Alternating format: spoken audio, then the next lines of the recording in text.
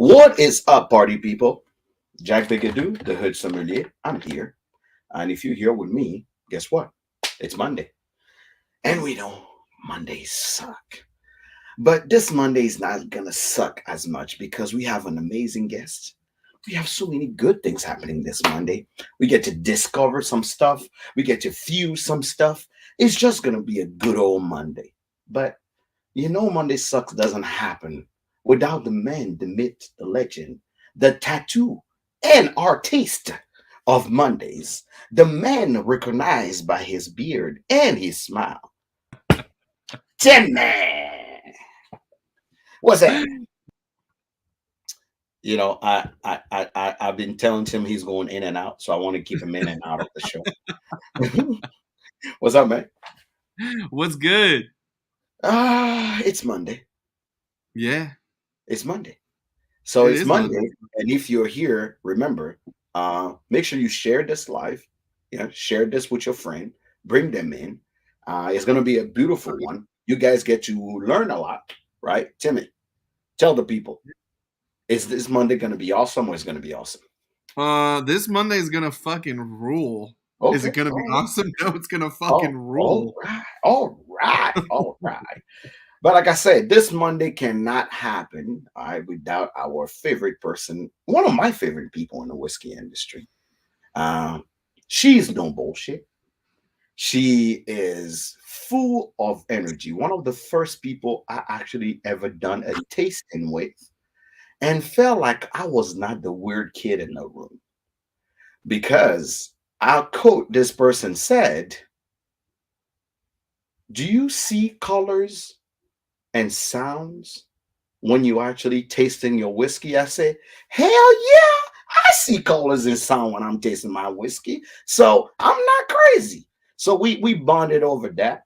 But you have seen her every now and then in the show. She's one of those people that actually is very supportive of the whiskey community. She is the host when it comes to the word whiskey taster. Ladies and gentlemen,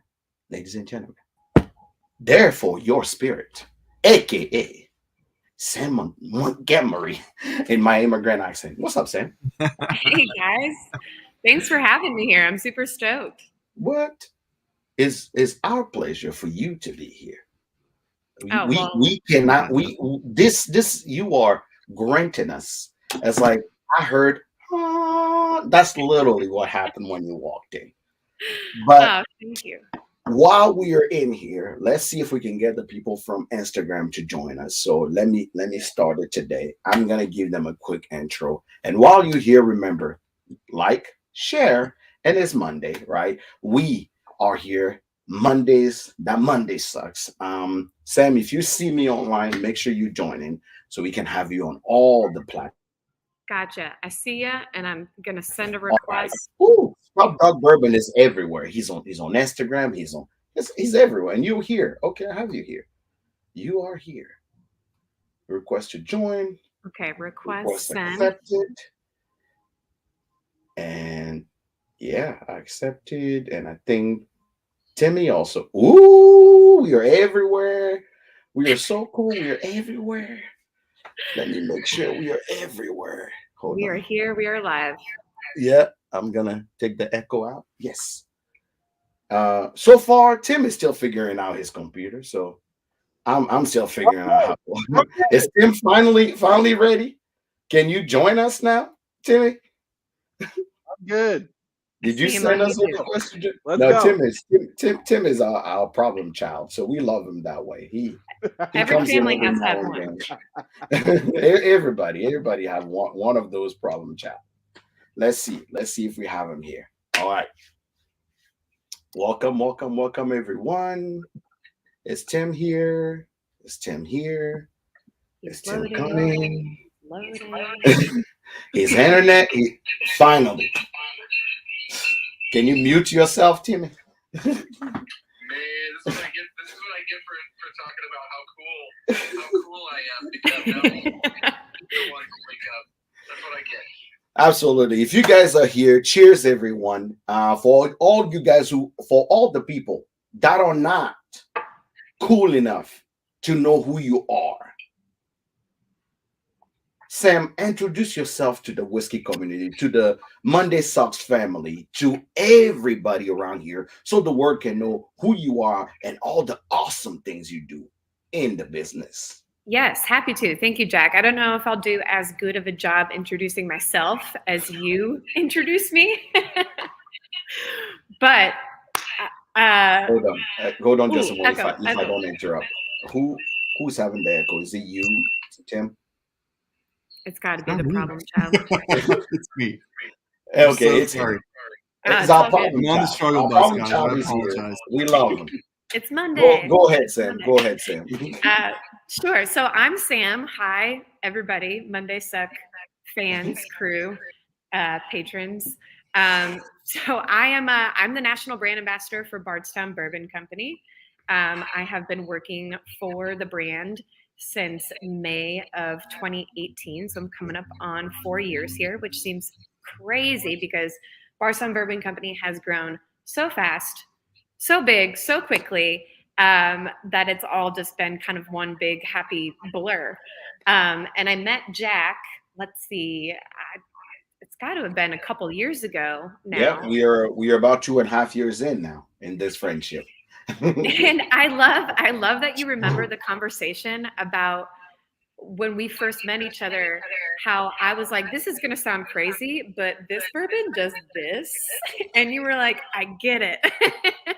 I'm like, I'm not crazy. I'm pretty sure I'm not crazy. I'm like, I thought I was the weird kid of the family, but now I found my best friend.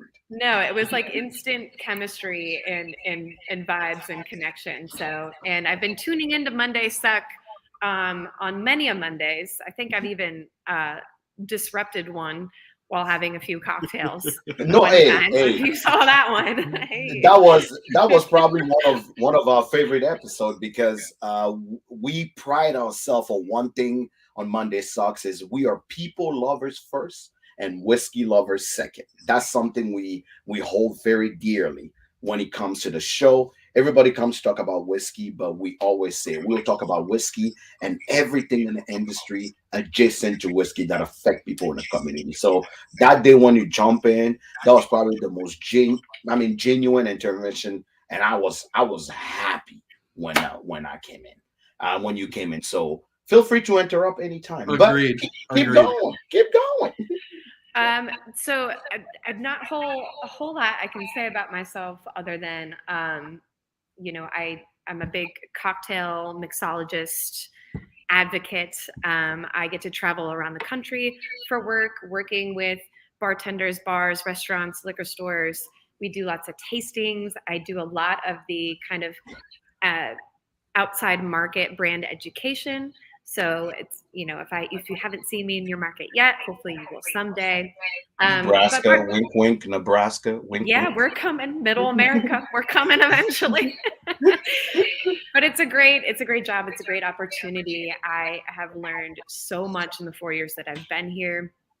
I get to do a lot of the things that I love, which is to meet new people, travel to lots of places, drink lots of good whiskey, make a lot of good memories, right? So just one of the luckiest people in the world, that is if you're a bourbon lover. So happy to be here. Happy to have friends like you guys. Thank you for coming. Thank you for being here. From the comment, you can tell you are one of the coolest people. Don't worry, our problem child is out. He'll be back in. I don't worry about him anymore. All good. Our From the comments, everybody's here for you. Definitely not for me today. You are the coolest person in the whiskey industry. Everybody knows you. Everybody that um ever been to Bardstown, Bardstown Bourbon Company always says the same thing, right? There's something about Bardstown that I tell everybody. I told this to Danny when he came on the show. I said, I've never been to a lot of place. And I will be, candidly honest. Bardstown freaks me out a little bit as a black man. But Okay. Yeah. every time I've ever been to the Bardstown Bourbon Company, and I can swear on it, I felt like I was home. Everybody there is so welcoming. It seemed like the whole place was made with a purpose of making sure that when you're here, I hate to sound corny, you are family.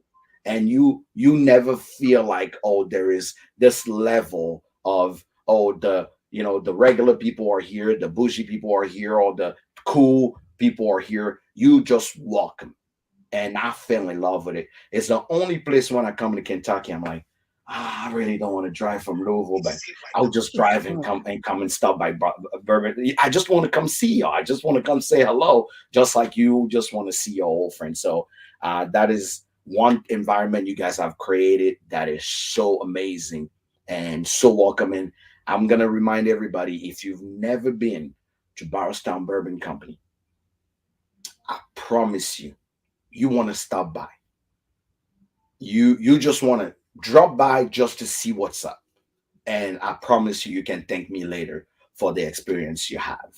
So I have not heard anything negative ever, and anybody that go there always asks the same thing: how was it? And the word is always the same: amazing. So you guys are doing amazing. You, Danny, Thank you. Brandon, and all the hospitality crew there just does amazing. So I can only congratulate you all on future success that are coming up. But Oh, we appreciate that. Thanks. today, you are here to tell us about the new things that are coming, the things we've been waiting for a while. I feel like Yes. literally you should be here like every 3 months. That's literally how I feel. I know, because we have new product all the Correct. time. All the Literally. time. So Yeah. I'm expecting you here literally every 3 months. That's gonna be the We can that's make it gonna be the happen. agreement. I'm expecting you here every 3 months because Barstown Bourbon Company is part of the Monday Sucks family.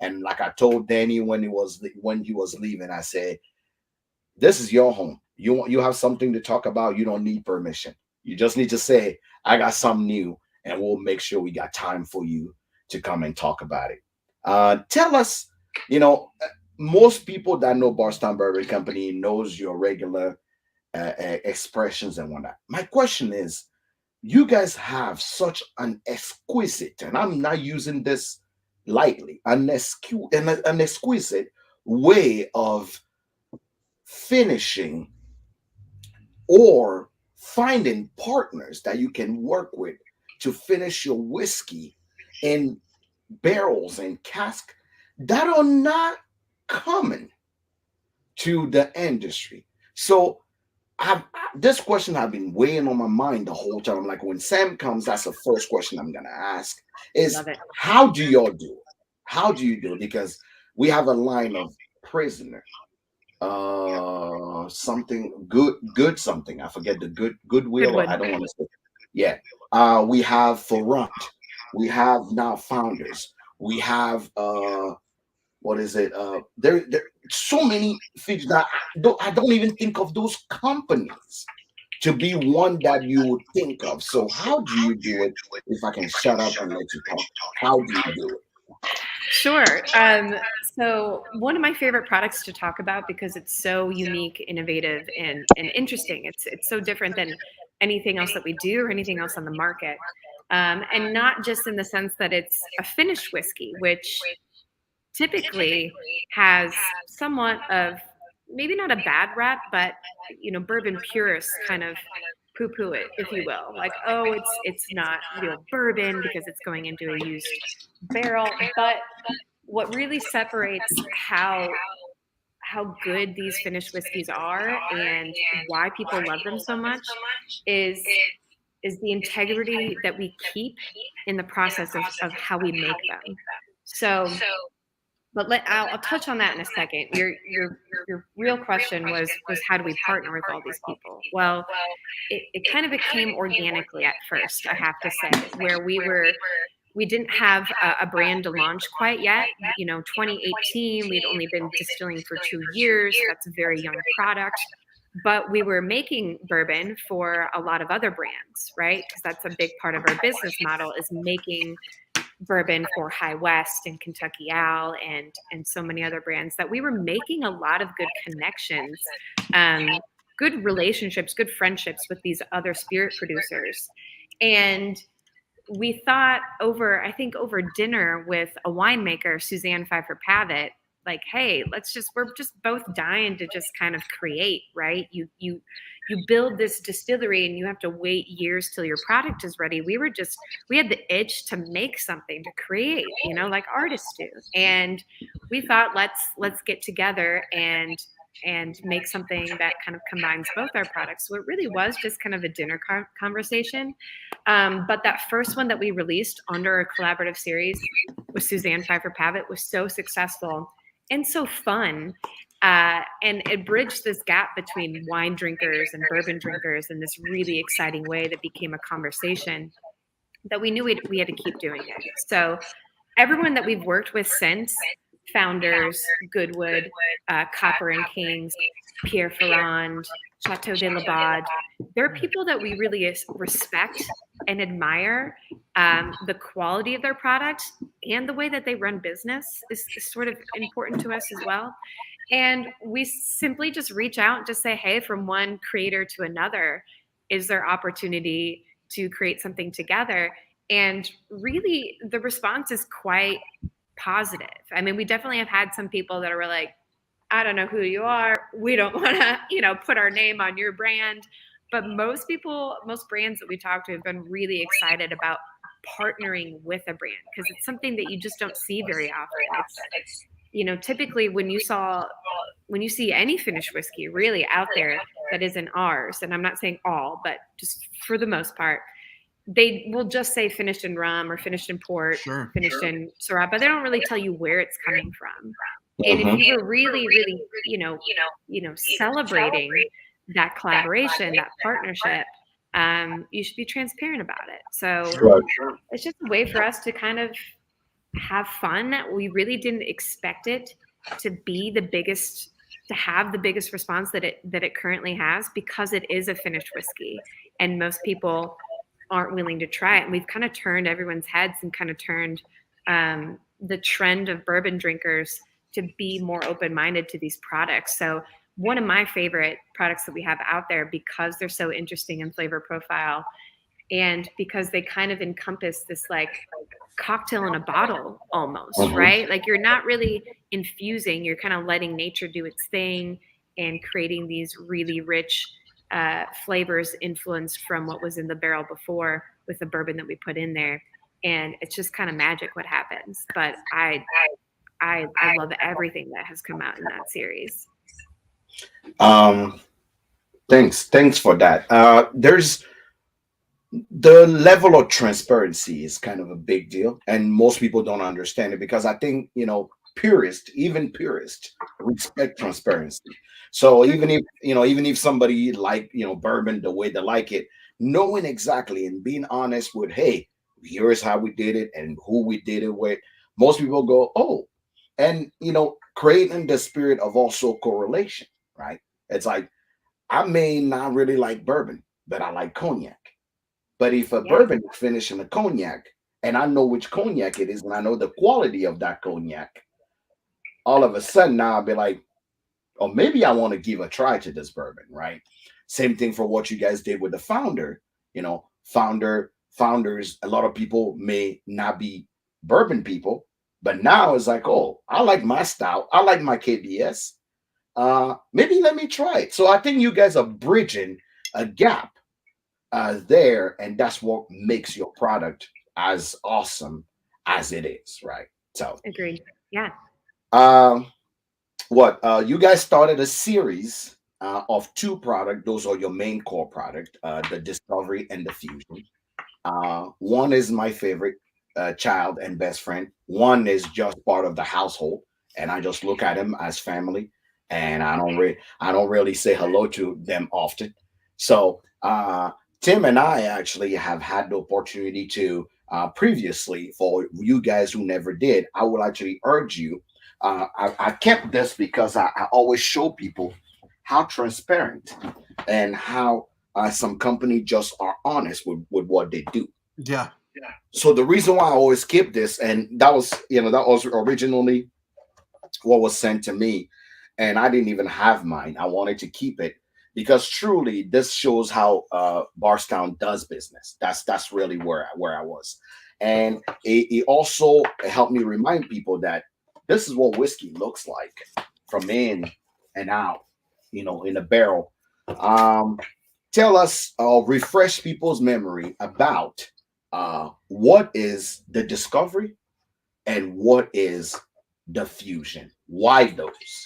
Okay, so I'm going to start with fusion because there's a lot of similarities and subtle differences. So fusion is going to be our most produced product because it's the only one out of all three of our products, fusion, discovery, collaboration, that has our bourbon in it. While we still are aging most of our product, and our product is still fairly young, although hitting 5 years old already, instead of releasing it on its own as a younger product, we're blending it with some older product. Blending, typically a little bit of a taboo word, typically regarded as bad or negative. Really isn't. It's a lot more common than people think. It's just that nobody's really as open or honest about it. So we're really trying to pioneer that movement of information, education, what's in your bottle, by being very transparent on the bottle. And I know this is probably going to be a mirror image on your screen, but this is on the side of every bottle right there. And it tells you exactly what we're blending for those of you on YouTube. Again, transparency. Pure transparency. We tell you what the bourbon mash bills are of everything we're blending, age statements, where it's produced, as far as whether we're producing it or whether we're sourcing it. We can't tell you exactly who's producing the source product, but we can tell you state of origin, Kentucky, Indiana, Tennessee, whatever it may be. So you're really, only a Google click away from figuring out who produces it, which I have an NDA. But Jack and Tim do not have NDAs. So I do not have. If they're confident, they can say it, they can share it for free. You can do that because I will neither confirm nor deny, but I know that these guys are smart. But fusion will always be 70% of our product, 30% source. So it does lean heavy on what we're producing. And what's really interesting about that is that I really do love fusion. It's the most approachable as far as price point. And a lot of times people look at price point and just think a higher price tag means better bourbon. Not all the time. Everybody's got a different palate, different perspective, different preferences. I really enjoy fusion day to day because it's very round. You get these light, bright colors I'm saying colors, but Jack knows what I mean. Light, bright colors from the younger bourbons that we're putting in there, and then those dark, rich colors from the older bourbon that's in there. And it's really just round and balanced and easy drinking, but not boring by any means, right? I mean, you guys have had a lot of fusion. What do you guys think? I'm excited to try this one because the last one I had was nice. Awesome. Yeah. So here's my question. So I've noticed, like, as fusions evolved, because you went from having a lot, like, real heavy with the blend from where it's sourced, right? Yeah. Mm-hmm. To now you're starting to add more and more and more. Is the goal at, like, when you guys feel like your bourbon's mature enough, is it going to be 100% you guys? Or are you always going to have some of somebody else's whiskey in fusion? So it's a great question. And as a growing brand, we have goals that everything is TBD, right? Sure. So the goal is that we will, we plan on releasing a core product once it hits a 6-year age statement. Core product meaning not blended with anything sourced, not finished in anything, just a straight bourbon or maybe a couple expressions of a straight bourbon, straight whiskey. That's entirely ours. So this is kind of a teaser until then. But when we do have that core product, we will continue to do fusion because people love it. It's been very well awarded, very well praised, reviewed. And if it's not broke, why would we get rid of it? So as long as people like it, we're going to keep producing it, and we will keep an older source product in there until, and if it continues this long to where we do have 10 to 12-year-old product of our own, we will replace that source product with our own product, but we would always keep the concept of blending young and old together for So fusion. you keep a 60-40 blend kind of thing going. Yeah. This Cool. one is 70-30. So like as ours is getting a little bit older, we're trying to compensate for that I've with noticed. the blend. But yeah, keep it going if people are drinking it, I will Absolutely. say, I will honestly say, till the last fusion, I'll be the number one person to say I've never leaned towards fusion. Okay. I Uh, love it. I've always been, maybe because it's my palate, but Spot on, dude. I had what do you call it? I've had way before, even in Nebraska, people knew about uh, uh, Bardstown Bourbon Company. I bought this like on a website somewhere where I was just coming in, and I'm like, but the funny thing was, I did not even buy Barstown Bourbon Company a juice because of the juice. I bought it because of what I read about the facility. So I'm like, what is this futuristic thing going on in Kentucky that they're saying they're blending this, and that?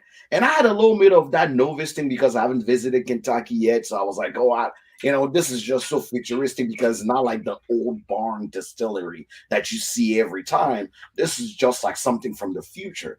And I remember I went back and read my first review of the fusion. And I literally say, this bourbon tastes like a scientist made it. Oh, nice. And this was 4 years ago. Yeah. And that was Fusion. I believe it was Fusion 2 that I had at that time. Yeah. So today we are at which series now? So we have You 7. guys have number 7. 7. Lucky number So, 7. Lucky number 7. I did not want to try it. I did not want to actually have any pre-made opinion Same. off of it. I kept this till we meet. Same. For me to have it so I can give my unadulterated and true opinion of it, since it is not my core product to go to when it comes to Barstown bourbon. So I'm going in 100% blind here. Already from the nose, when I open this, the nose is amazing. The nose is very inviting. It's rarely that you open a bourbon immediately and the nose hits you right away. I'm loving the nose on this. It's very inviting. So that's the first thing from opening the bottle already. The impression that I have. Let's go in the glass. Tim, you want to do this one? You know what's I have to say that's really interesting about this is that even though there's only 10% wild turkey in here, I'm getting some of that turkey up front, and that makes me really happy because I love Tim out here spilling the beans. The mash bill's on the card, bro. She said she can't say, but we can all day. What does that say? What's that mash bill down there? It says 75 13 12. You can go right now to Google, search that mash bill. It'll tell you what's up. It's okay. Sam's not going to say anything. Sam is like, have you ever played poker in your life? Poker face. Sam is like, whatever you do, Sam, don't make a reaction to your guy. Blink twice if you need help. I will neither confirm nor deny, but I will reinforce how well educated you both are and know your stuff. So you're free to speak freely. Man, have either of you tasted it yet? So I just right now. Beautiful nose. I'm gonna answer the call. One of the people on YouTube asked, and I would let Sam answer this because it's actually very factual. That people always think there's something to be hidden, and I would just want them to know that is not really something hidden. It's just agreements, and we all know how the law works, and no one is above any agreement. So is there any law? Is there a law that state that you cannot say where you are sourcing whiskey from? So there is not a law, but there are non-disclosure agreements. So the way that most people get their source product, and by most people I mean most brands, right? That's who's getting source product. Is, we're not running, let's just say that Tim is right and this is wild turkey product.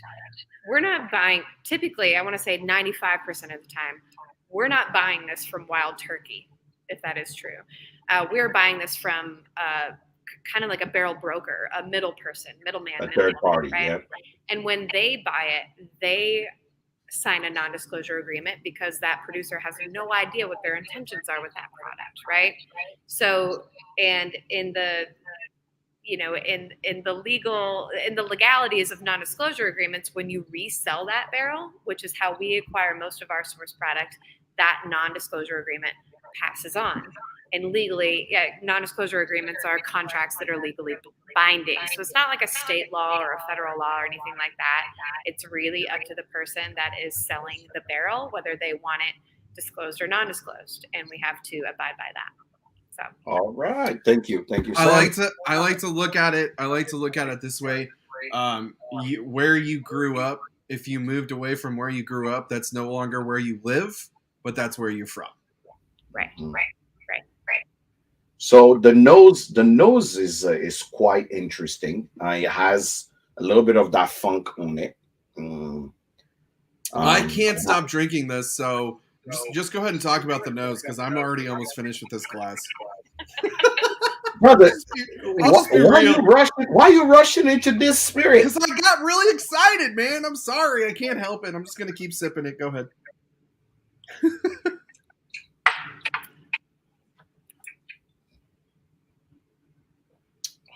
The nose and the taste is a little bit confusing. The nose, I was expecting from the nose for it to be a little more pungent, but yet it's very light and very round. That's the best way I can see it. It's like hello. It's not like, oh my God, yep, thanks for being here. It's more like hello. It's hi. How are you? Yeah, it's like hi. Nice to meet you. Nice to meet you. Is like your cousins, the cousins calling you versus your grandma calling you. This is your grandma calling you. Hey, sweetheart, how are you doing? It's one of those like very, and it's not abrasive at all. It's welcoming. It's round. It's easy. Sam, do you guys use a different kind? Do you use a different strain of wheat? Can you talk about that, or is it just a regular wheat? What a great question. That I honestly don't know that I've ever been asked. I know that we do have I don't know. I want to say we have more than one strain of wheat that we have used. But as far as the specifics, I'm very uninformed. But let me find out, and then maybe next week I'll interrupt your next session. There you go. to reveal the answer. But that's a great question. Easy like Sunday morning. Okay, there is like winter wheat, and then there's red wheat, winter wheat. Sure. That's such a great question. Okay, here's one more question about this too. So the blend. So it's 70% your guys' stuff? Yes. Okay, so you guys some of your whiskey's around 5 years old now, right? Yes. About why what was the decision behind only using a 3-year-old product for the 70% of your guys' half? Was there any thought process that it went into that, or was it you guys just chased this lot and you're like, yep, that's the stuff? There's a couple reasons. So I think primarily, if I'm being honest, it's because we want to save that 5-year product for our 6-year core product. We want to have the most, that's going to be our biggest launch. That's going to be what we nationally distribute. We want the most of it. So we're trying to keep the bulk of it aging. The other reason, I would say, just maybe not quite as important on paper, but really still important, is that we kind of maintain this expectation of quality and flavor profile. Even though every blend or every release, every blend is slightly different, there's always this really big juxtaposition between young product and old product. So keeping it like 3 and 12 or 4 and 13, 3 and 11, something like that is what's giving it its roundness and its uniqueness. So trying to keep it consistent to some degree. Cool.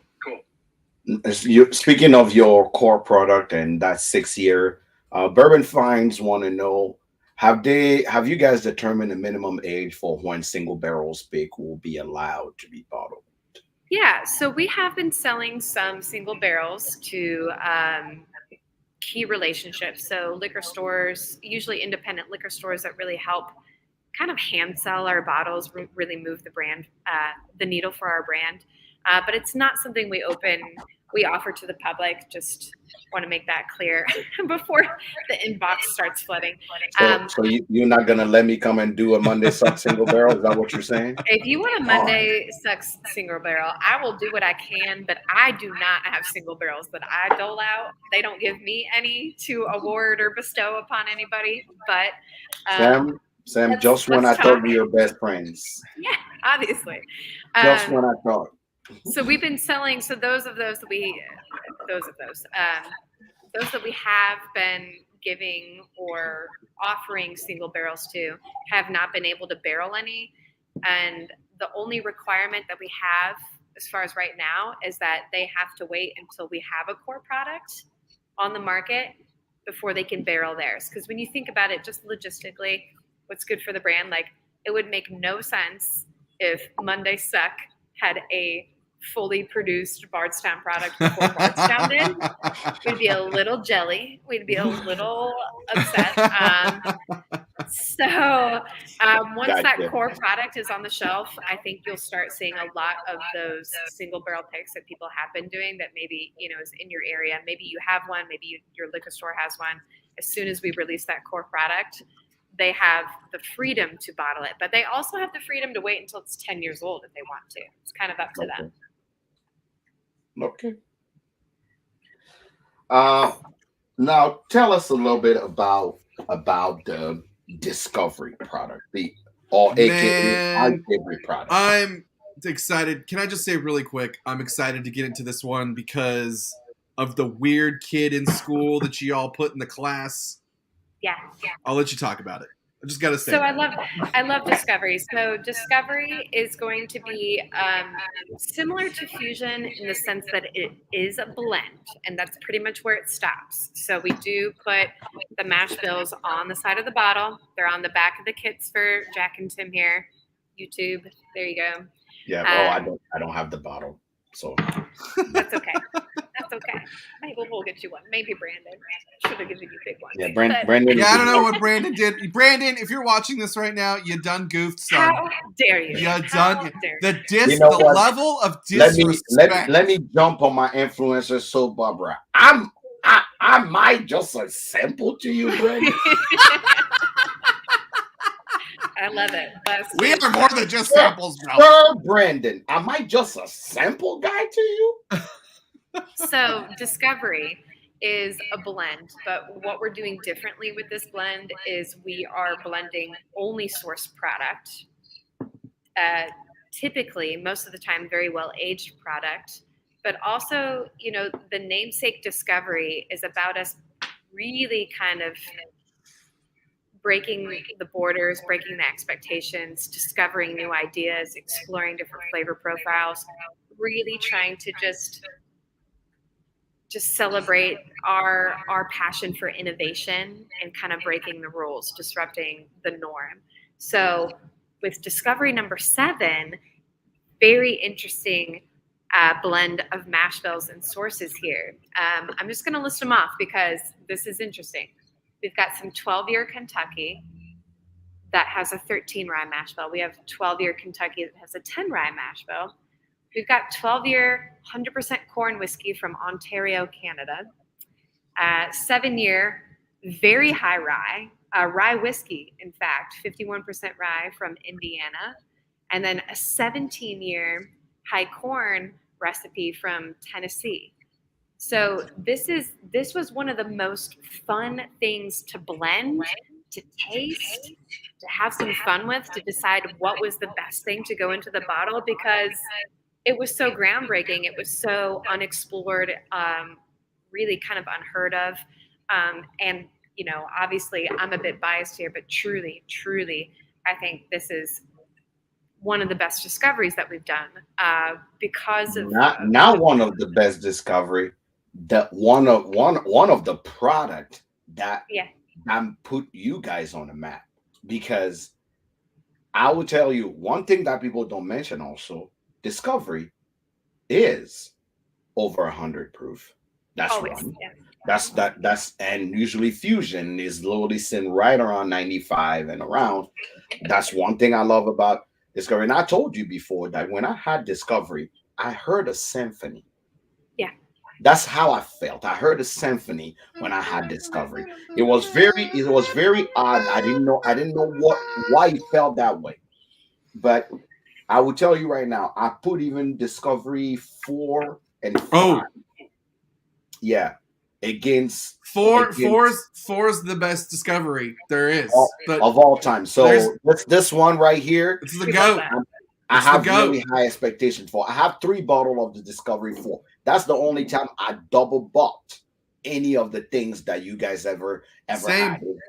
It's the I usually will buy 1 bottle of Barstown and that's it. And I will just enjoy it and sometimes just for study. But Discovery 4, I bought more than one of it because I'm like, this product, everything, like they say in the hood, it hit different. That's all I'm gonna say. It hit different. It hit your soul, your mind, and your body. Let's stop talking about it. Let's be about it. Agreed. Okay. You gotta pour it up. Oh, I'm waiting on you, buddy. I'm waiting on you. I ain't gonna nose it till you pour it. Brother, you are running like a freight train here. Calm down. I'm just so excited. It's 114.5 proof. 114.5. Yeah. Oh, And like, sweet baby Jesus. I can put my nose all the way in there and not get like alcohol. Same. Like, yep. Candy. Yeah. Candy. I get cotton candy. Yeah, exactly. Cotton candy. I get beignets, like straight up that powdered sugar over the beignets. Oh my sugar, God. Okay. Oh, there's something almost abnormal about the sweetness you get. For me, it's like a light hint of strawberry cotton candy. Sure. That's literally all I get is strawberry cotton candy on the nose. It's it's mesmerizing. That's the best way to describe how it makes you feel on the nose. It is mesmerizing. Is in French we say envoûtant. It draws you in. Oh my God. Oh my God. I can nose this all day. Oh my God. I hate to say this, but I can nose this all day. Oh my God, guys. Put your seatbelts on. It's about to go down. Holy smokes. It's about to burn like a badass perm. Oh shit. Okay, second I sip. haven't even had it. I already had a sip. Second sip. You know the rules.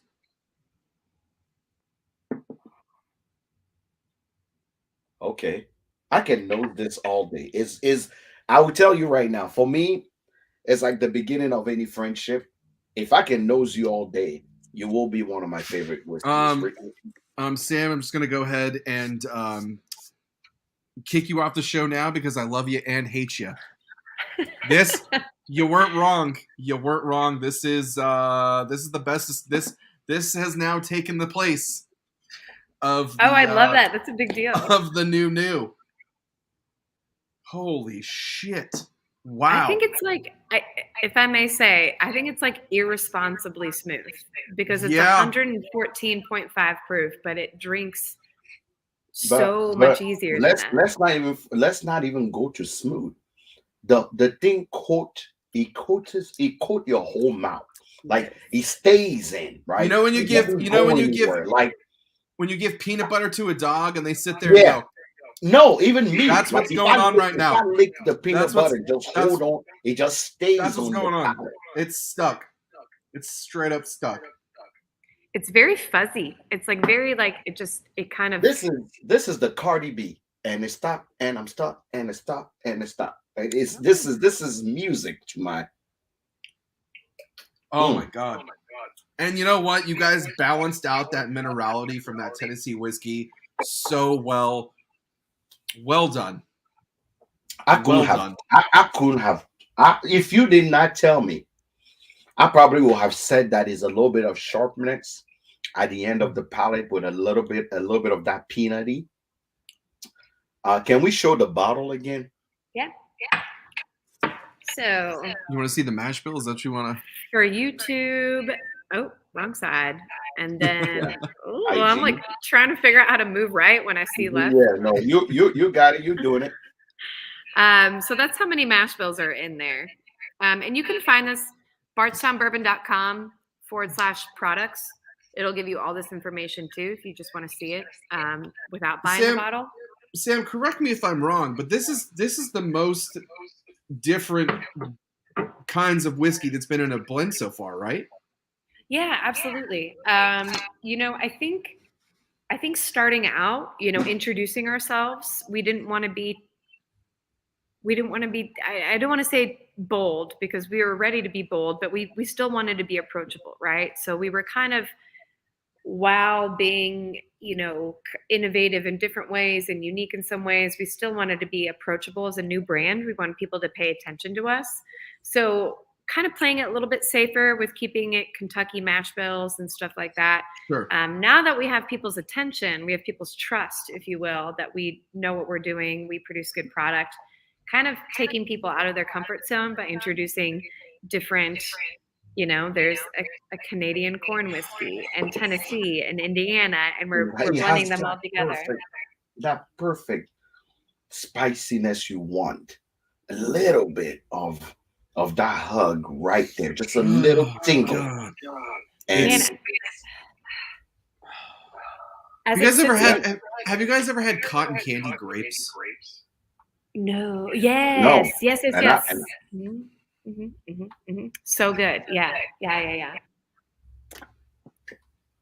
And as it like sits in the glass and kind of opens up, I get some more like kind of chocolatey notes, or just the spices kind of open up more than just straight like cotton candy, burnt sugar kind of. Yeah, that's what I was saying. That you get more of that bacon spice. Yeah.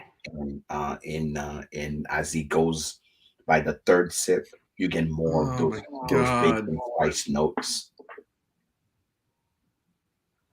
I'm glad you guys like it. This is man.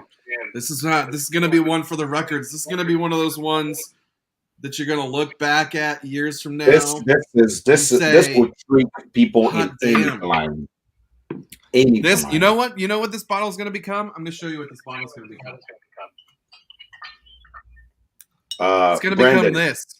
Brendan, you only got one. You only had one job. Why did you send me a sample of it? Yeah, bro. What the hell, man? You only had one job. It's to send a bottle. That's all you had to do, Brendan.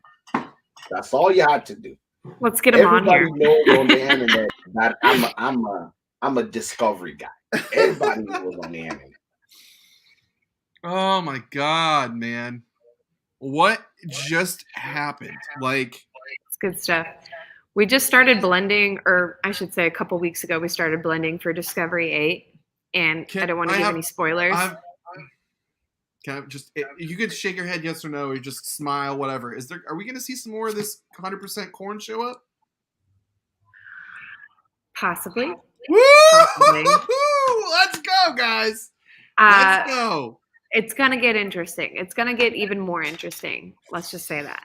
So, and we're only putting the best in the bottle. So we will, if we don't have what we need to make a good blend, to make a good release, we won't release it. And I've heard that from top down, from the CEO to the executive vice president of sales and marketing, to Steve, our master distillers. Like if we, at the end of the day, try a bunch of blends and go, none of these are it, you know, and we don't have anything to go back to the drawing table with, we're not going to release anything. But that's never been a problem. We've always been really, really excited to blend, always really excited about the blend that we choose.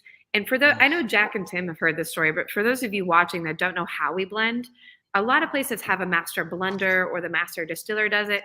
We use our whole team here because we're one of the only distilleries, if not the only distillery, that has such a well-rounded group of skill sets and talents, from our executive chef to our mixologists to our distillers, and everyone we hire, from finance to marketing to, you know, the warehouse. Everyone has this passion and palate for bourbon. So we invite everyone to blend and taste, and we anonymously score everything and decide as a true team, as a true entire Bardstown Bourbon team, what goes into the bottle. And we've been nothing but super excited with every next blend, every next release to show you guys what we got. So I will tell you that alone is why I've been trying to get a job with BBC for the last 2 years. Just saying, just throwing it out there. I'll try to move that application to the top next time there's something for you. Appreciate I you. really will. Yeah. Oh man. So- Okay. I don't know if you know the answer to this or if you can even speak on this. Okay.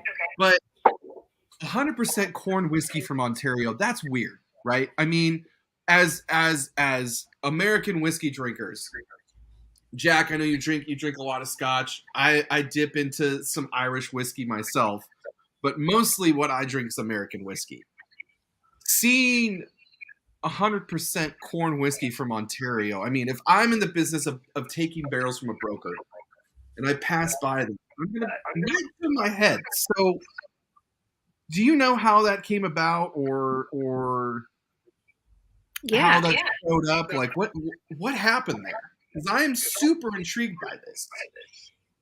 So I can't say too much without That's fair. disclosing who the source is. For sure. But I will say that one of our unsung heroes that I hope to sing about more this year is our director of distillery contracts, which is Susie Garvin. And if I may say, just a fucking badass female in the bourbon industry. She's awesome. So she's been working with us for a while because we really needed someone to form these relationships to sell our customer contracts for what we produce for customers, but also to acquire our source product, which I think if it's not news yet to the consumers, like sourced product is in low supply, high demand. Sure. And she worked for MGP for a really long time. And she's got these amazing contacts. She's just a very smart, very well-connected businesswoman. And everything you see that's sourced, more or less, really leaning on more, is because of relationships that she has. So she's like, I mean, I feel like there should be a TV show about her. She's just this badass female that just knows people and knows how to get what she wants from people. And this was something that she found. She asked the team, like, hey, like, what do you think about a Canadian product? They were like, well, let's let the product speak for itself. So our team tasted it, thought it was amazing, and said, this is really in line with our brand ethos of discovery and innovation and collaboration and kind of breaking the norm, right? It would be perfect in a discovery blend. So that's how it came about, is, you know, really quite honestly, we need source product to keep doing these blends. And we have this product line, our discovery series, which is perfect for kind of trying different things out and really getting crafty and artistic with how we put blends together. So a lot of hard work on Susie, a lot of great work on our product development team, led by Dan Calloway. And really at the end of the day, it made a great product. So we weren't scared to do it. Awesome. That you answered that perfectly. You gave way more than I thought you were going to. So great. And here's the fun part, guys. We still got another whole thing to try. Yeah. Oh, and I'm so excited about this one. So- I'm so excited to see. So what you I guys just think about I just poured some of my KBS, the beer. Yeah. the beer. So I need a second. I need to go grab my. I Yeah, kept take it a to second, the cold. take a second. Let me go grab mine. Go for it. Man, yeah. When Brandon brought this in and he showed me the card, so he gave me this cute little note, and it had all the mash bills in it, and I pulled it out and I was like, Ontario whiskey? And he's like, dude, just wait. I was like, okay, I'm gonna wait. So I was really excited to try this because, like you said, if you guys are putting it in your whiskey, it's obviously great. So I knew it was going to be nothing short of spectacular, but I did not think it was going to be this spectacular. To be completely frank, I also wasn't sure how spectacular it was going to be. But somebody, the way we do a lot of things is blind. Somebody gave me, and this happens, I wouldn't say on a daily basis, but often somebody will just set something down on my desk and be like, Sam, try this. What do you think? And I tried it and I was like, it's amazing. Like, it has this great mouthfeel. It has this great nose. The finish keeps giving. And they were just like, what if I told you there was Canadian whiskey in that? And I was like, I would say that I'm impressed, like this is good stuff. So, and that's kind of really the true test is blind tasting. Like so many of us have, even those of us that work here at Bardstown Bourbon Company have so many strong opinions. When you love something, you have strong opinions, you know what I mean? True. And so we're constantly catching each other with strong opinions, and then like out of the blue, without any warning, this blind like sneaking it into a blind taste just to see if we kind of fall back or reinforce our opinions or surprise ourselves. And it's just part of the good environment, good culture that we have here. It's a fun thing to be a part of. So Jack's pouring his beer. Sam, do you want to pour yourself some of the beer, and then you could talk about the whiskey. Maybe we can drink a little bit of the beer and then go and drink the whiskey. Is that cool? Can we do? Can you give me 30 seconds to see if I have the beer in the cooler? Absolutely. Okay. Absolutely. Because I would love to. Give me 1 second. Hey Jack, what year is yours? Did I give you? Is yours a 20? It'll say on the back right corner. Back label right. Mine is a 2019. Okay, I have a 2018. Yeah, so this founder's a 2019. Hopefully there won't be too much variance in flavors here, but Sam's back there. She's digging. She's searching. She's finding up. She's going for another run. It wasn't there. Very curious. Very curious to see how these marry together. Yeah, so am I the only weird one that always freeze my stout glass? Nope, you're not. I always freeze my stout glass. I learned this from Whiskey River 66. Yes, sir. I freeze my stout glass before I have it. So it's in the chat if you also freeze your stout glass. It went 15 months in a KBS barrel. Okay. And I don't know where KBS gets their barrels from originally, but I have so many questions.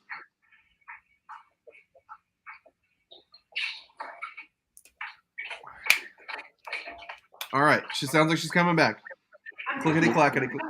Here we go.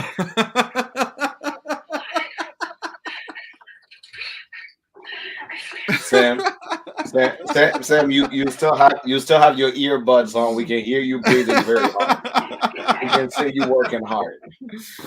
All right, I got it. There we go. All right. They also just turned off all the lights on me while I was running. I have no idea how to turn them back on. Somebody said the drink does start at room temperature. Okay, all right. I found one. I wanted to taste it with you guys so bad that I ran like 3 different places to get it. So, not out of breath at all. Man, weren't we talking about how like in shape I was before we Yeah, started? yeah. You've been out here working on these streets. Cut Somebody say, line. run, Sam, run. All right. So So from KBS. KBS, I always get lots of coffee notes, lots of chocolate notes. Sometimes some creamy vanilla shows up, and you get the maltiness from the beer. This is why I wanted to try the beer first, because I'm excited to see how these notes are going to translate into that bourbon, because it spent 15 months, right? 15 months? 15 months in 15 a KBS? months. Okay. 15 months. Who drinks their stout at room temperature? It's not bad because that was the only one I could find. Was that also just, is that me or does someone else have a room temperature Yes, one? really. Somebody just said I drink my stout at room temperature here, and Stacy just said the same thing. I've never heard that. I have to freeze my glass and pour it in because I feel like all the flavors actually kind of degrades and comes in. This is slowly dark chocolate, cocoa powder, and vanilla bean. That's slowly all I get on the So nose. I'll say this is I keep, when I'm going to have one, I'll put it in, like I put this in the fridge the night before, and I took it out of the fridge like 30 minutes before our show started. So it's been sitting here for probably 45-ish plus minutes warming up, but I can't drink them at room temperature. I want them a little chilled, but not super, super chilled, because I've noticed too, when they're super cold, they also, as it warms up, the flavors evolve too. So you kind of have to find that sweet spot. Well, I tried to find a cold one. I went to every fridge that we have and then didn't find one. So then I went to the liquor room, which is not climate controlled, and found a case sitting there. And I was like, that's it. That's it. So, I'm literally drinking at room temperature. And I thought, in the midst of me running laps in heels, by the way, which you can't see. I heard the clickety-clackety. It's okay. Did you hear the You're good. clickety-clackety? I did. All heard it. We heard the clickety-clackety. Like a rock star.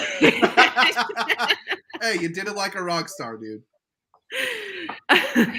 But it's actually pretty good at room temperature. But yeah, KBS stout, really rich vanilla coffee, and also just kind of a bit of zippiness, a bit of, I wouldn't call it acidity, but something bright that kind of brings it all together. Sure. I think it's most, I would describe it as a little citrusy, like a zest. Sure. A citrus zest at the end. But for me, it reminds me of those 100% cocoa chocolates. So usually when you find in Europe those 100% cocoa chocolate that actually have zest of salt and usually a citrus that are made. I feel like I might be hyping myself up, but I'm starting to get excited because you get that minerality from that Tennessee whiskey. I feel like it's going to play really well with this barrel, but I don't know. Maybe still drinking the beer. Well, so tell us what was the impression. Yes, let's talk about it. Yeah, of this version. Tell us how it came about, how the collaboration came about, and what should the people expect as they're looking for this bottle? Because I know when I posted this morning about it, I've had a lot of response of people that say, "Oh my God, I'm looking for this bottle." So I'm really excited about it. One of my favorite collaborations that I felt really flew under the radar for a while before Founders was the one we did with Goodwood, where we finished in their walnut ale. Oh God, that was so freaking good. Sam, that I shit was will go to delicious. the end of the earth if you find me a bottle of that. I will do whatever you want. Let's take that comment offline afterwards, because I might have something for you. No favors required, but I do have a couple of samples that I never opened and never gave out of the Goodwood Walnut Ale. So let's talk afterwards. But the Goodwood Walnut Ale, one of my favorites. I thought it was so rich and tasty. I was like, man, I can't wait till we do our next beer collab that's somewhat similar. And it came to be Founders. Now, Founders KBS is kind of a cult classic because KBS is a seasonal offering. It's sold in 4-packs. It's $20 a 4-pack. So we knew it kind of had the right following behind it to get some hype for the collaboration. Not that our collaborative series really needs it, but we want people to be excited and always excited about what's coming next. So a lot of beer drinkers here, honestly. Me, I'm a big beer drinker. I know Danny Bardstown is, Herb, our boss, so it was just something we were kind of itching to do. We had done wine, we had done cognac, we had done orange curacao. We were like, when's the next beer one? And Founders was a great partner because Founders kind of started the craft beer movement and, has not disappeared or fallen under, with the emergence of so many other craft beer brands because they've got great people that work behind them and they've got a great product. So they really kind of fell in line with our, similar values and whatnot. And we were excited to partner with them. Obviously, KBS is a stout barreled, or maybe not obviously, but for those of you who don't know, KBS is a stout barreled in bourbon barrels. So we thought this would be a perfect kind of exchange, right? So really the way it started is we were like, can we give you our bourbon barrels to age your KBS in? Oh, and then shit. And they did that. So the KBS that's out right now, if it's a newer release, if it's this year's release, I don't think it says it on the case or the bottle anywhere, but that was actually barreled in Bardstown barrels. Let me see that bottle that you have. Is it a 2021? Oh, that's a breakfast stout. This is a breakfast stout. It's Yeah. not the. Oh well, shit. That's why I was. But still, I was running so hard, guys. I was running so hard. I was like, I'm live. There's no time. But still, very so similar. it started out. This is what it starts out as. This is the stout that they put into bourbon barrels that they released as KBS. So I'm still getting a So you guys gave them BBC barrels. Yeah. And they aged their beer, and then they said, "Here you go." They aged this beer Take it back in those barrels. Yeah, and then once they dumped it and bottled what they needed, they gave it back, and we did our collaborative Founders. And well, I feel like you guys probably started flirting with this a long time ago, right? I mean, it's been a long time coming. This was at least 2 years ago when the idea for this came up, right? I mean, yes. Oh, wow. And most of our collaborations are, because one of the very unique things about our collaborations, among many things, is how long we finish for. Because it's very rare to see any finished whiskey tell you how long they finish for, or how the bourbon is before it finishes. Yep. And we've kind of had this kind of magic number of 18 months. So it's usually a 2-year conversation. There's a conversation, and then it takes some time to get those barrels, and then it takes 18 months. With a stout, a breakfast stout being so rich, so dark, it was aging a lot quicker than we expected, and we felt we had to pull it at 15 months so that it didn't overpower the bourbon. So that's the only reason we did it there. Still an incredibly long finish, but exciting and tasty all the same. And once again, kind of bridging that gap between beer drinkers and bourbon drinkers, which is a pretty adjacent category, but you still have a lot of people that don't mix, that don't try the other, right? So it's great to kind of open the community up that way with our partnerships. And we knew Founders had a great following, a great product, and would make a great collaborative product. So awesome. Yeah. Good stuff. Wow. Have you guys tried the bourbon yet? Let's get to the whiskey. I just poured some. I think I'm ready to go. I'm get a little more water. The nose is interesting for me. Yes, it was interesting for me too. The nose is quite interesting. I will also say, well, you guys are Whoa, I'm sorry. I did not expect that at all. So I told you the nose is very interesting. It's like oranges and mint and malt. That's the fucking weirdest. I get the mint. For me, it's like orange peel. For me, it's those dry orange peel. Yeah. Oh, totally, dude. But there's also something uh floral about it. Sure. There's a lot of I don't know. I- I'm gonna say something that's gonna sound a little weird. No, let's Oh, hear it. let's Let's just go. hear it. Let's go. Let's just do it. The nose on it remind me of cardamom.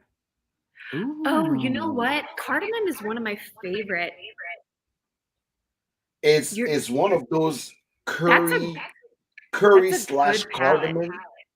It's it's it because in Africa there is there's something called Hausa.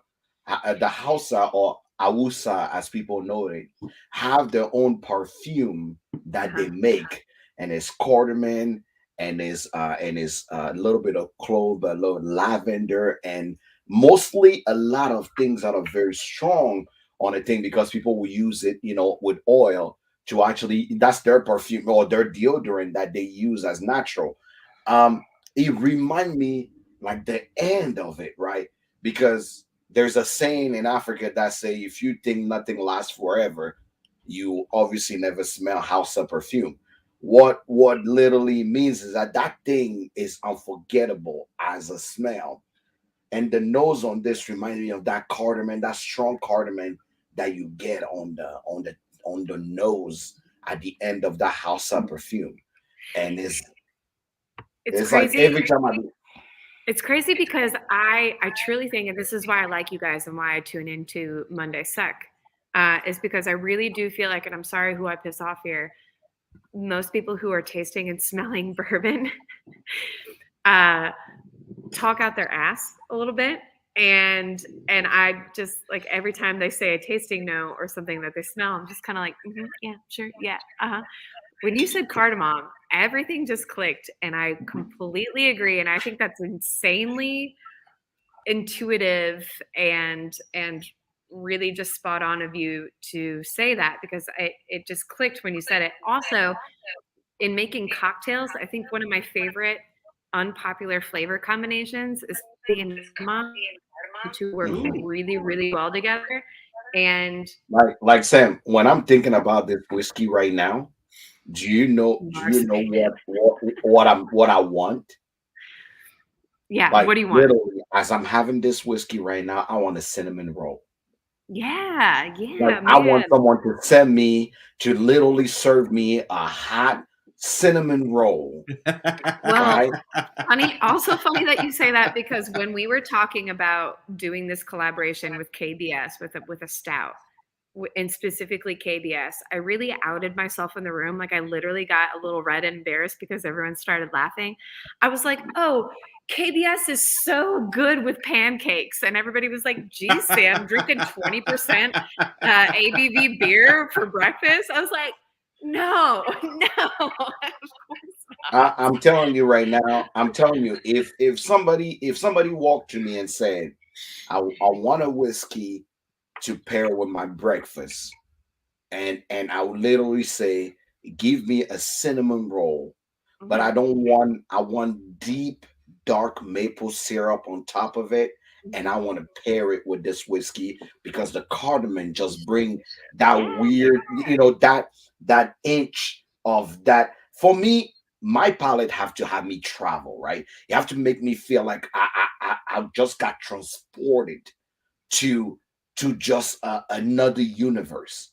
And when I close my eyes and put my nose in this glass, I'm imagining myself in Vermont, in Colorado, sitting literally in front of the fire, by the snow, in the mountain, having a big old cinnamon roll with this thing next to me.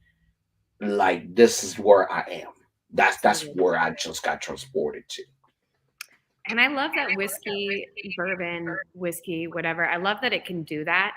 That's what I love about Ooh. whiskey is that it can really transport you to a time and a place. Um, an escape, a memory, a fantasy, a dream, whatever, a vacation, and just kind of bring that sentiment, that environment to you in a glass is what's so special about it. I appreciate that. Yeah. Okay, so I have another tasting note for you, and I had to message Rebecca as we're talking.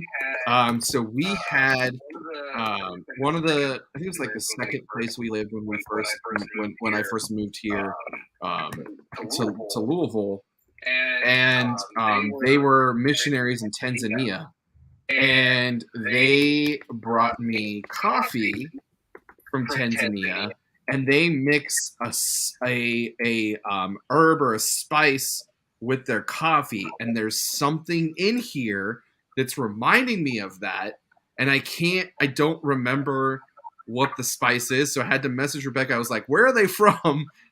And so now I'm looking up Tanzania coffee and trying to figure out what it is that's mixed with it. I want to say it's chicory, but Yeah, so Tanzania, so chicory is not technically their coffee, but that's what they will usually serve. It's chicory, right? Digestive, yeah. So they'll mix coffee and chicory together to actually get you. And I can see where that come from because there's a little bit of that, what I like to call herbal mustiness. Yeah, what you get on black coffee or black tea, right? Black tea or chicory.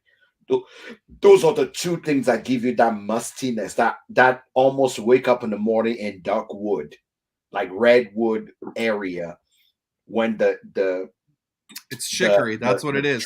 The tree has been out there. So chicory coffee give you a little bit of that zestiness, and that you get a little more of that musty redwood, kind of a burnt redwood in yeah. But this right here probably is the most interesting nose Agreed. I've had in a while. I think we should drink it because we knows this sucker for a long time. So. Oh God, I've been drinking it. I'm sorry. Okay. All right. Let me you know what? That was the tasting note. I'm gonna put in a quick prayer in so the juice and the nose don't go opposite ways. Okay.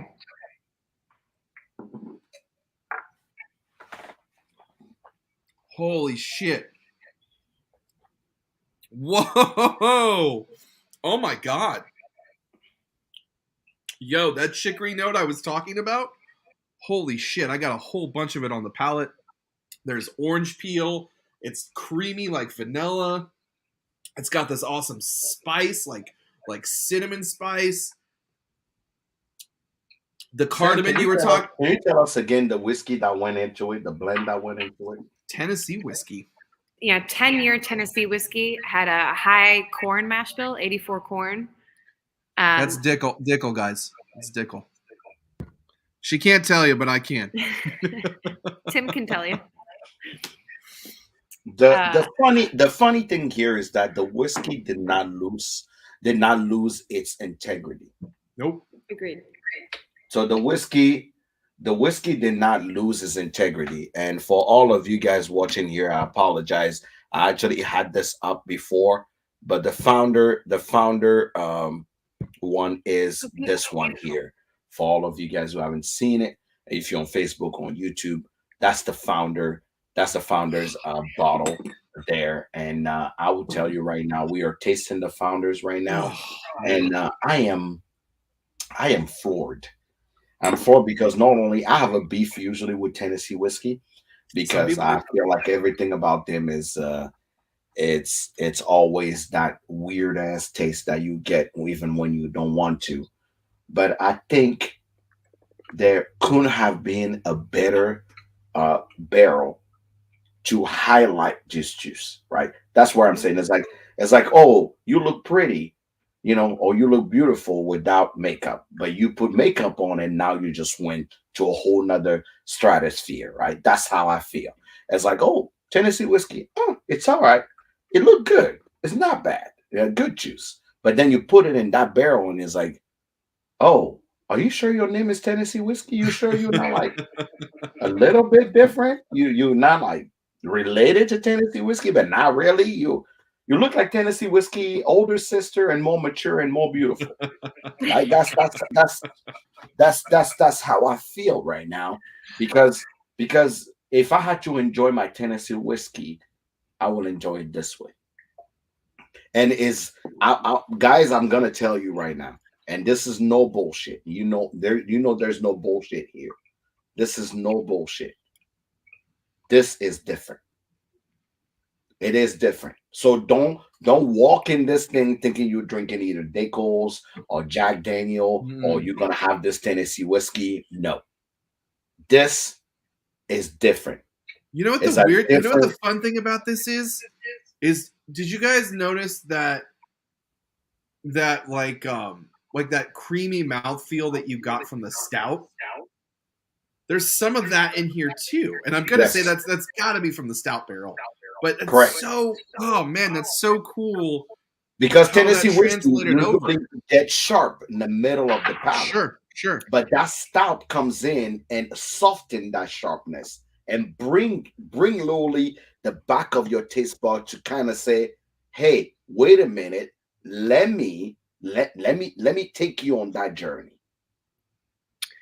I will also say that I will just say this. I've already mentioned that we all have a lot of strong opinions. And we were getting ready to release this product, and Dan Calloway and I, Danny Bardstown, were sitting at we were standing at this exact bar right behind me and talking about the release, trying to predict how it was going to be received. And I asked him, I said, "Hey, what do you think about Founders versus Goodwood Walnut Ale?" And he was like, Dan just always kind of a pleaser, was like, "I like Founders more." And I was like, "Well, I like Goodwood more." I was like, "I love Founders, but I think I still, you just have this memory, like kind of like an ex-partner or ex-boyfriend, ex-girlfriend. You kind of always remember like the really good things about them." I was like, "Well, I love Goodwood. I don't think, it's just been one of my all-time favorites." I was like, "I love Goodwood." Somebody said it right in there, Goodwood Walnut for life. Yes, I was on that team. And he was like, "Well, how about we blind it?" And I was like, "Okay, I'm confident, whatever." So we had the bartender pour us a sample each of Goodwood Walnut Ale and Founders. Did not tell us which was which. And I was not confident. As soon as I tasted them both, I was like, "Man, I really don't know which is which. I really have no idea." But I'm going to go ahead and say I like this one better. And here's why.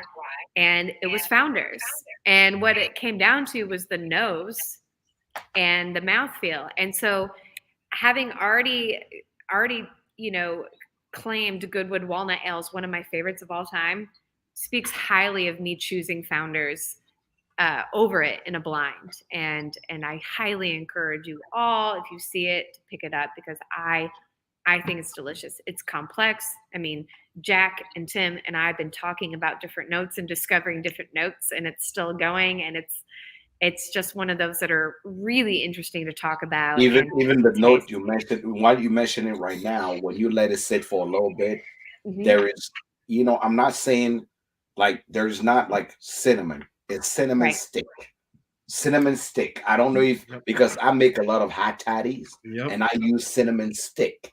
100%. And for some reason, just cinnamon powder tastes weirder and have a different nose than those cinnamon sticks. And this right here is cinnamon stick drop into a bottle. Yeah. This is okay. So I have to throw this out there because this is one of the things that gets me excited about whiskey and why it's so fun. Talking about this and experiencing this with other people that are also, palate training and in tune, is that this reminds me of such an awesome time in my life. So the house that we lived in, where our landlords gave me that coffee, that was the house that we lived in when my son was born.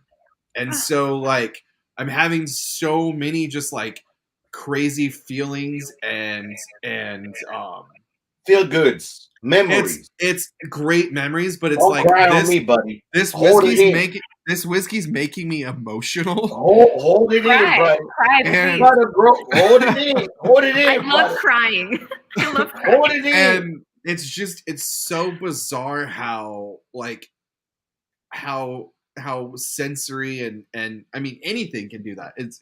But yeah, it's whew. Like I want to go back home right now. Yeah. I want to go back home because Wendy is here. Wendy is from Malawi. And the morning porridge, right? When they make morning porridge, which is corn based, morning porridge, they'll put cinnamon sticks in it and either some cardamom or some cloves in it. Now the porridge from the malt that you get in the porridge and that cinnamon stick literally take you back. So that's why I was talking about house type perfume. Like these have more African notes that I can relate to, like cardamom, clove, cinnamon, that I have in my mind versus actually even any American flavors that I found in. Like if somebody asked me what are we having, I would say we having jollof rice and founder. Jollof rice. Take me back to jollof rice and some lamb. Let's go. It's one of those things that if you never smelled this before or if you never traveled and has this type of smell, like it's taking me to Algeria where I'll have some couscous with all the cloves and all the raisin inside of it. It's taking me to West Africa in Nigeria where I can actually smell that cardamom all in the food. It's taking me to Malawi where I can have some porridge and cinnamon inside of it right there. Is bringing so many memories that you can't help yourself but to say this is a ship, right? It's a ship. You get in it and it transports you to wherever you want to go. That's the best way I can spell this. I won't be honest.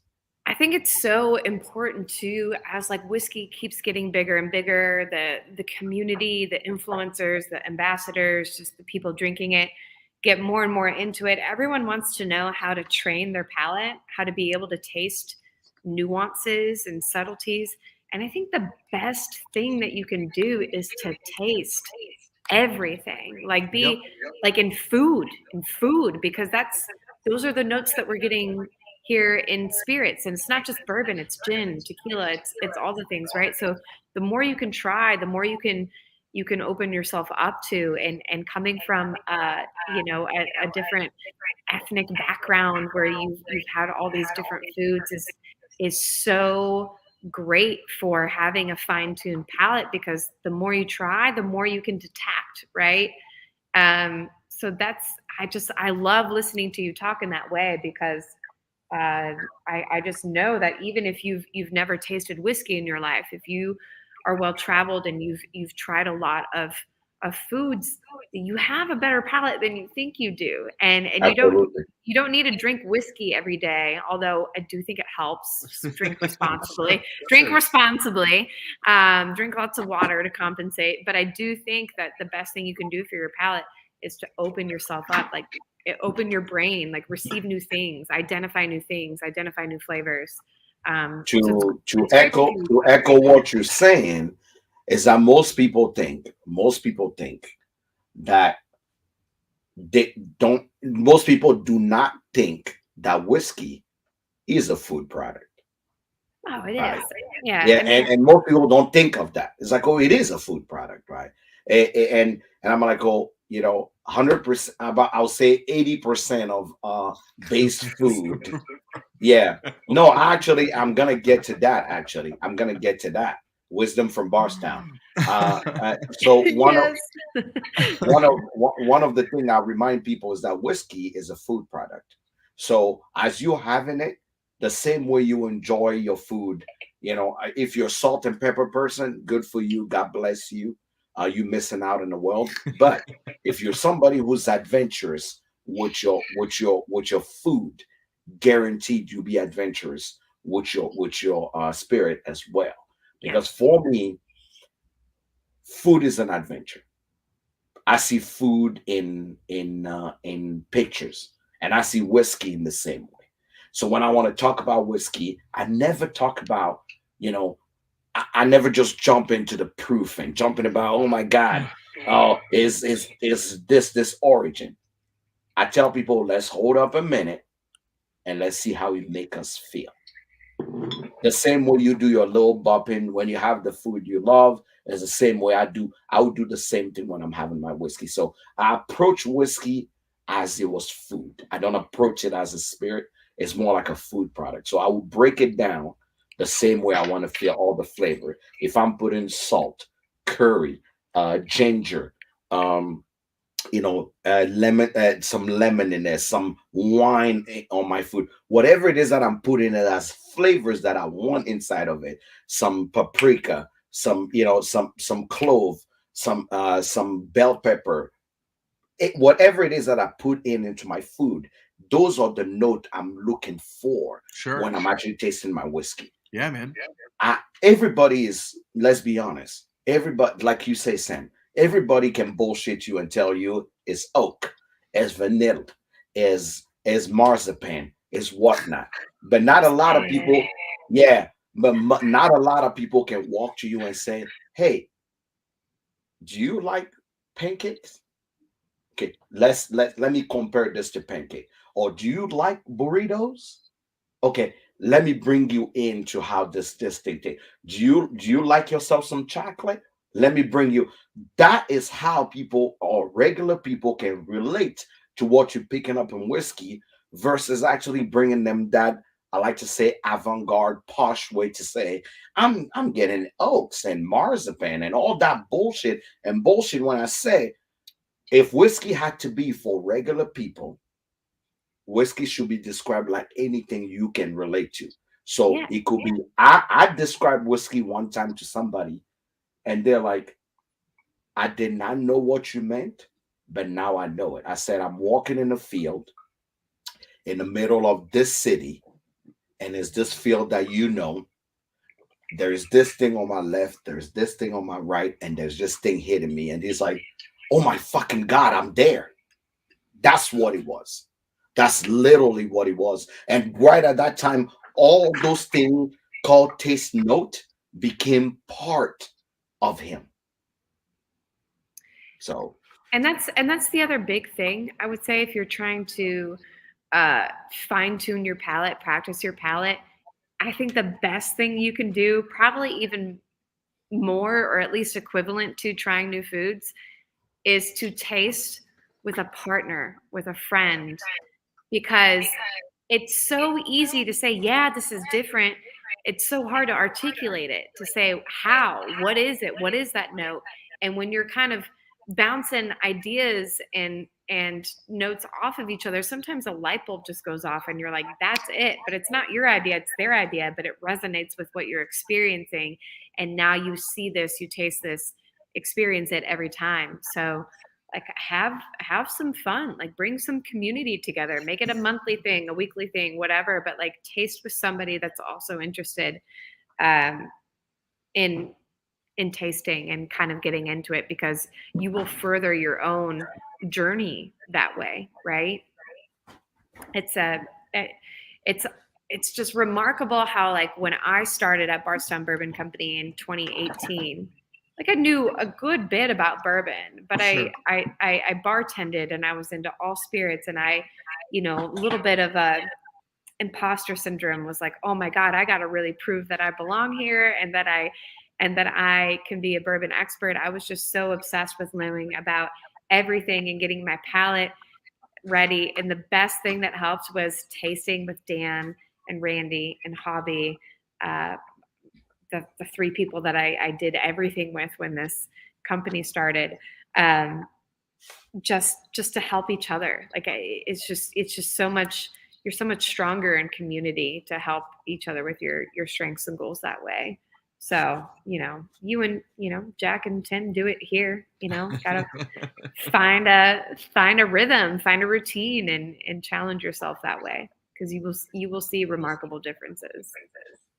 absolutely. Sam, I told you it's going to be 90 minutes of your time, and I like to keep my promises. Yes. We are past our time by 4 minutes, but before you leave, I want to make sure before your last word, your closing words, to remind everyone that there's a few distilleries that I respect. I respect in a sense of those people respect me first as the man that I am and as the content that I produce and what I bring to the industry. A lot of distilleries are first to tell you how great they are and how not so good you are. They're really quick to put you into a bucket and into a certain category. And there's a few distilleries that will never even give you a chance to actually know what they do, how to do it. But in my 3 years of being now in online and visiting distilleries and making an effort to actually know the people behind the brand, I would say I know a lot of brands, but only two distilleries I can name everybody that work in there, at least on the social side. 291 is one of them. I can call everybody by name and I can literally just call them by phone and go, hey, what's up? Yep. And Bardstown Bourbon Company is the second one of those distilleries that I can I can call someone out. I'm getting a little emotional because for me it's very important. And most people don't understand this. I don't know as somebody born and raised in Africa, I don't understand the term acquaintance. I don't know what that means. Acquaintance have never been part of my vocabulary. You're either part of my friends or you're not. That's simply as this. Um, Matt, you are family. Like I said, you are family. Matt is family. Matt now is Penelope Bourbon, but Matt is family. Matt is my brother. I can call him anytime. When I talk about people that I can count on, obviously Tim is there. But you guys, I literally called Brandon today on his cell phone. That's literally how I did. I called him because for me, that's the type of relationship we have. No expectation, just good relationship to see each other, right? Each other grow, right? Grow. I told you this, Sam, and you thought he was. You probably didn't think the emotion weren't behind the message, but on Christmas time was a little rough. I had to make a major decision in my life, and you send me a message with a little box of, and I kept this. I was supposed to drink it all, but I kept this. I told Sam, I said, every time I walk into Barstown Bourbon Company, I just want the barrel age old fashioned. And for Christmas, she sent me this, and I asked myself, who in the right mind think of this nobody that just spent a couple of time with them and really just send him something that he really wanted for Christmas. So when I was having this, all I sent her was, "Hey Sam, you may not know how big this is for me, but it means a lot that somebody thought about me on Christmas to send me something that is so different and so special. Even though it may not mean anything to you, it means something to me. It So really much. does." So I'd send the message, and I had exactly half of it, and I kept half of it to remind myself in hard times when things are not going so great that I'm still loved, that there are people that think about me even when I don't think of myself. There are some people out there that truly think of me. Brandon, every time I come with a crazy idea, I always ask myself, does it even matter? Then does anybody care? Or is this just entertaining my people? Right. Um, I started Wisdom from Africa back in October, and I just thought it's something that I wanted to do to establish as a whiskey lover my own personality, to remind people that we have a culture. We are not just people that are on the Discovery Channel that you have to uh, feed for 50 cents a day. And there's a lot of wisdom that anchor me as a person every day, that I learned from my grandmother, my drunk uncles, and everybody else. And today I actually got tear-eyed when I read Brendan Carty say, he said, Jack, I hope 2020 is treating you well. I figure you enjoy a little wisdom from Barstown. He said, an open bottle of whiskey always tastes better than a sealed one. Moral of the story, sharing is caring. And when I read that, it reminded me that not only what I do, people like Brandon or someone who work at Bardstown Bourbon Company sees that and think it is so entertaining that when he send me a note, he has to literally send me what I say every week. And he meant a lot. You know, I say I'm a people lover first and a whiskey lover second, but you, Danny, Brendan, always make me feel like I'm people and I am special and I am loved when even when I think it's just about whiskey, it's truly about people. So I want to thank Brandon. I want to thank you. I want to thank Danny for making sure that you guys remind me every time that it's not just about the whiskey, but it's truly about the people behind the whiskey. So I wanted to take this moment to really thank you and really thank your team for being part of the solution and not the problem in the whiskey community. The highest compliment. I wish I could just give you a hug. So next time you're here, that's exactly how I'm going to greet you before anything else, is with a big giant hug. And I hope you're ready for it. And Tim too. I mean, you guys I'm a hugger. I'm a hugger. are really I'm special 100% people. a hugger. I mean, I don't think there's so much people pleasing I do. There really is. There's so much that I say professionally to do my job well, and I like to think I mean most of it. But there are times where I say it because of whatever. But the amount of times that I am not doing anything on Monday night and tune in to what you guys are talking about is strictly because I respect y'all and love the integrity, the honesty, and the genuine, just the overall genuine character that you bring to talking about whiskey, where it's not pretentious, it's not showboaty, it's just bringing community get together. I think is why we have a very, just symbiotic relationship where you get that much from us, you express that, we get that much from you. And I don't know if we've done enough to express that.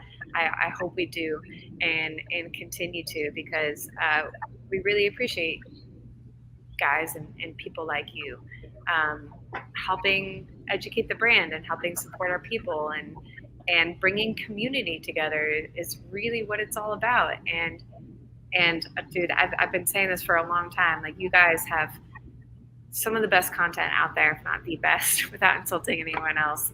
And I think you guys are going big places. I really do. I think both of you all are. And I hope we continue this really good relationship. I love you guys. Let's all get together in Louisville sometime and put the cameras down and just have good conversation and good times, because it's special. I think it's why we're all in the industry, because whiskey takes us to a place, as all three of us have mentioned. It reminds us of good people, good times, or places we want to be, and it kind of it can be so helpful and beneficial in that way. And it can also be so dangerous. So it's really good to remind ourselves and stay on track with things like these lives and these streamings. It's just to say, like, here's a weekly reminder, a weekly conversation of why we're here, why we're doing this, why we're sharing this. Let's not forget it, and let's move forward, right? So I appreciate you guys just as much. Trust me, it's not been an easy thing for me, and as cool as you guys think I might be in an industry, to really make genuine relationships, because somebody always wants something out of you. Yeah. So from the bottom of my heart, I really, really appreciate you guys. So thank you. Absolutely. So cheers. Cheers to If you you. have anything left, beer, bourbon, whatever you got. I love you guys. I really do. All the love, all the love. Yeah. I know a lot of people ask at the beginning, so I'm gonna ask it as my last question. Is how is Barstown working on distribution? Because you guys are loved and beloved by a lot of people, and a lot of people ask me the same question. I know a few people here, like in Nebraska, love your product. They always order it whenever they can. Outside, is outside of our range. But I told somebody one time, I made them a promise. One of my friends here, he said, "Jack, you always going to Kentucky, and I see that awesome Barstown rig that they have." And I said, "Yes, it's freaking awesome." He said, "You know what? I know you are God the day I see that one in Nebraska." I say, "You know what? Once they are available in Nebraska, I'm gonna convince everyone I know there that we are bringing back that trailer to Nebraska and having the best time." But let's. The question is here is how is the expansion going? And I have to full disclosure, it is hard to have multiple market out there and expand so fast. You guys make not a lot of product. You do contract the sale, but not a lot of your core product is a lot for everybody in America. So I actually have some big news Okay. that I just received this morning, that we just received as a company early this morning, that we are going to release a press release about by the end of the week, that will maybe kind of resonate with some, but so just to put it out there, we are a privately owned company. So we are not owned by some big international conglomerate that's got 18 other brands or 100 other brands. Some of these conglomerates, honestly, that has the capital to invest in growth. So we've had to have a sustainable business model to do that, and our main investor that was kind of behind us and leading that growth and that progression, Peter Lofton, he passed away in 2019. So he hasn't physically been here to make those decisions for the company and to give us the resources that we need to continue the pattern of growth that we've been on. So as of yesterday, we found a new investor and a new majority shareholder that is going to put the capital behind us to double our production and double our growth. Wow. Which will take a couple of years to put forward, but we have the blueprints. Like, we have the plan in place. We needed the capital behind us to do so. And without Peter physically here, we needed a solution. So we found that solution. It's not another brand. I don't know how much I should say before it's released publicly. Brendan say I have to wait till Friday. Okay, so we will have this going out, but all this means for Bardstown Bourbon Company is that we now have somebody behind us that is able to make decisions and able to invest in us, that wants to see us double our production, double our growth, get into all 50 states sooner than later. So now that those kind of T's have been crossed and I's have been dotted, we're going to put that plan into motion as soon as possible. And it's only going to be a matter of time, a really short amount of time, maybe a couple I'm sure of years. you guys will need a Midwest ambassador. So, I mean, we might. So that was a huge win for us. And that really did just happen today. So you guys are the first to hear about it. Hopefully I'm not in trouble for saying all that, but I literally got told I could talk something about it. big is happening. Yeah. You did give You didn't give So- specifics, so we'll hold on Yeah. to. I think you're going to be Huge okay. news, but hopefully what that means for you guys in distribution is that we're going to have a lot more product in a matter of a short time, which means we can distribute to a lot. Because we would be in all 50 states if we had the product to do it. Our product is short. You guys know it's short. You have a hard time finding a lot of these things on the shelf. So we can't exactly double our market without having double the product. And this new investment is going to help us do that. So it's actually a really exciting thing today. I think all of us have been buzzing with energy around the distillery, just with the good news. So Shoot, just I stay have a hard time finding it. I'm in Kentucky. I mean, shoot. Yeah. Yeah. Cool. Well, and one thing you can do is ask your liquor stores and ask your bars if we are in your market and they're not there, why they aren't carrying us, and tell them to carry us, and tell them, we got the product, we got the brand support. I'm doing all I can. I'm doing all I can. Please. I would tell you, Sam, thank you.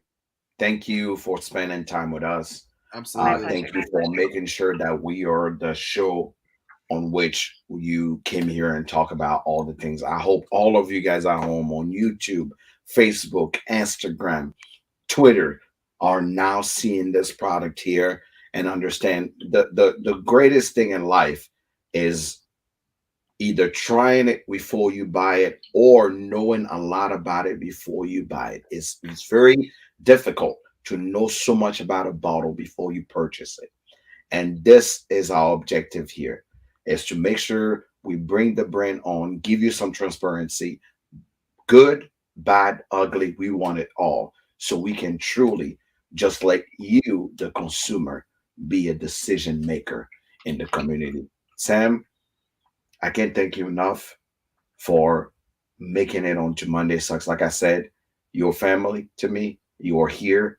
Bardstown Bourbon Company is part of the Monday Sucks crew. If they want to say something, all they have to say is when and how, and they'll be here to talk about it. That's great. I appreciate that. Thank you so much for being here this Monday. I can't thank you enough. Tell the people what one thing they can do to help Bardstown Bourbon Company as our closing word. What can they do? Do they have to come to the distillery? Should they look for more product? What can they do? Because everybody asks the same question. We love this brand. How can we support? Right? So what can they do? So I think the best way to support Bardstown Bourbon Company, and I'm not going to say come to the distillery, and I'm not going to say buy a bottle, because that's very self-serving.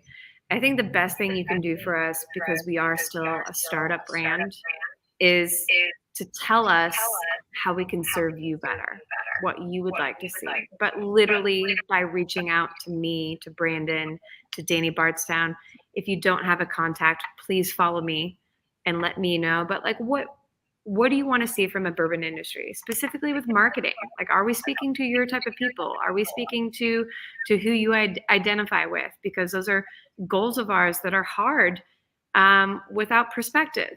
So if you have a different perspective, please tell us what you need to see so that we can put that into our plan and hopefully put it into practice to be a relatable and an approachable brand to you. So just reach out. Tim, where can the people find you?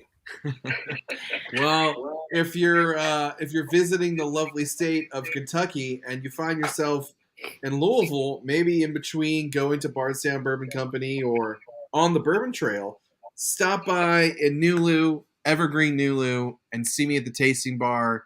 Come hang out, have a drink, get the scoop on what's going on here in town, and follow me here on Instagram, Single Barrel Snob. If you're not doing it, what are you doing with yourself? Jack, tell them what's good. I'm Jack Bigadoo. Again, on the street, I'm known as the Hood Sommelier. I love people first and whiskey second. I'm here to tell y'all, educate y'all, and bring you in the world of whiskey, one dram at a time, one person at a time, and hell, one immigrant at a time. Absolutely. Make sure you actually, every Tuesday, let's get these numbers up Every Tuesday, we got wisdom from Africa. It may not be the wisdom you're looking for, but the wisdom you need for your future. Yeah, every Monday we are here on Monday Sucks. One of the things I want to do is to make sure that we increase our YouTube numbers. So if you're here right now and you have a YouTube account, make sure you follow Hood Sommelier on YouTube so we can get these numbers up. Funny thing is, today was the highest number we've seen on the stream. I would not put that on us. Sam is a superstar, so everybody wanted to come and see Sam, and I can appreciate that. But all go Sam. follow Hood It's Sommelier all on Sam. YouTube. A lot of great content coming in. And if you don't follow Bardstown Bourbon Company on IG, you should. And if you don't follow the best and most whimsical person in the whiskey industry, her name is Sam. Therefore, your spirit. She is here to teach you something that you may not know.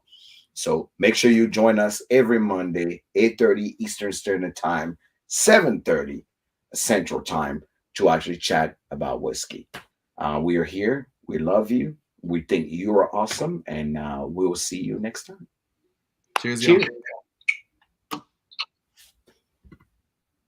Woo!